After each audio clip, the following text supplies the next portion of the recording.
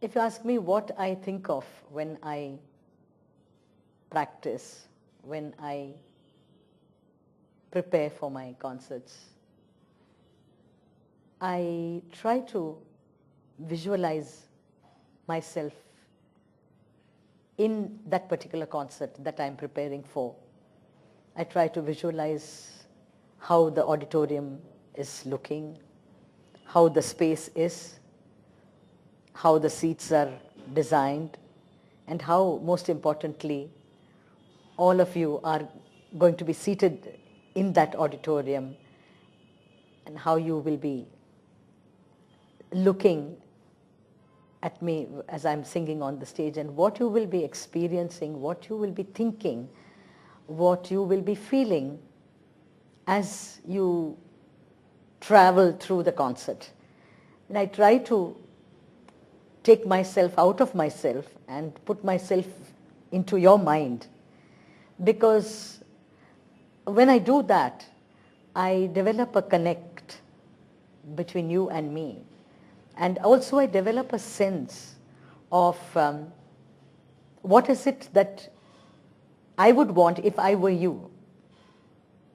Or I develop a sense of, suppose I'm sitting next to one of you in the auditorium and listening to your comments and listening to your anticipation and expectation.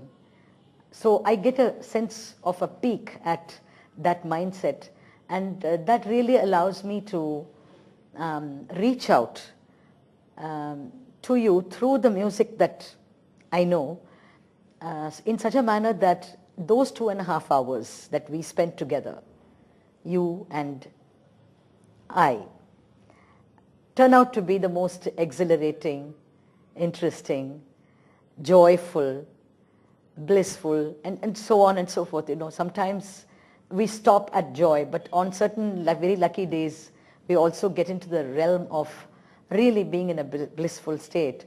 So those things are, of course, things that happen by themselves.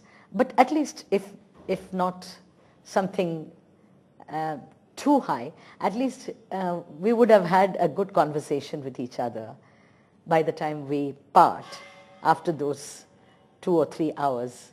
And we feel that we walk away with the sense that we have known someone. We have enjoyed getting to know someone a little deeper than just the surface. It's like when you meet some people, you know, suddenly there are some strangers that you just walk away from and you don't know what to make of that meeting, you know. It's not unpleasant, but there's nothing to carry home with you either, you know. And it was a good experience. So that sense is there sometimes. But sometimes you meet certain people, maybe you just had an exchange of a glance with them. You just met them at a traffic signal and probably spent a few seconds with them. But that look, that smile, that little vibration that you felt stays with you for a long time. So these things are so relative.